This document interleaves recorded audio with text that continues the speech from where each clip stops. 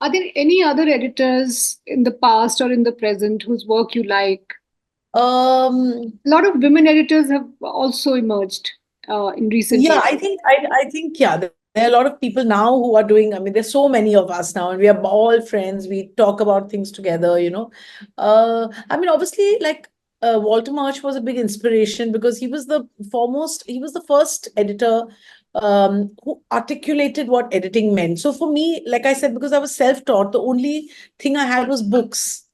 So, reading Conversations or reading Blink of an Eye or reading Technique of Film Editing, they really became my, hearing shared experiences of how other editors tackle certain problems.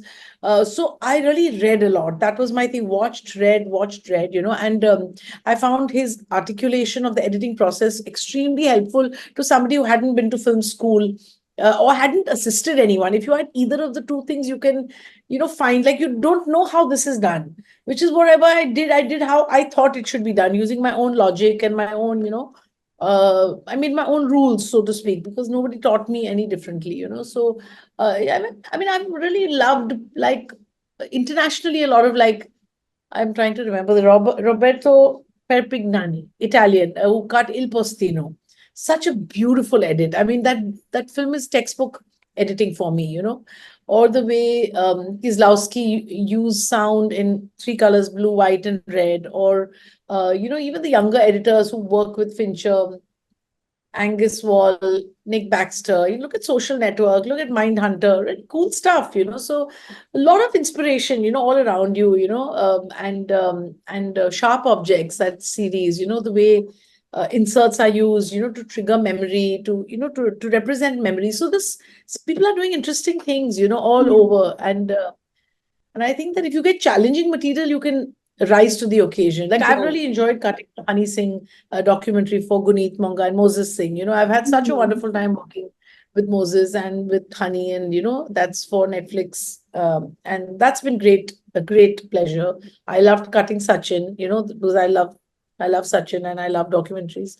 So yeah, I mean, everything you do, you learn something from, and I do like to study the work of editors, and you understand who's rhythmic, who's it's Hmm. very subtle.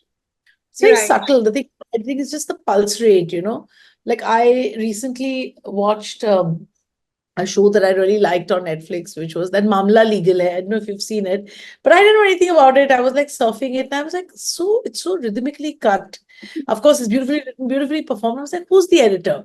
And then I found it's a young editor called I forget his first name, Prajapati. And I remember that 5, 6 years back when he edits for Shujit Sarkar, and 5, 7 years back, I remember I was asked for an upcoming editor whose work I like, and I really liked Piku. I thought Piku was brilliantly cut, and I was like, look at that! I could tell that this is a good editor, and happens to be the same Hmm. person Hmm. whose work I like. So that's what I'm saying. It's the rhythm and the pulse are things they communicate from one editor to the other. So yeah, I mean, lots to watch and learn from things around us.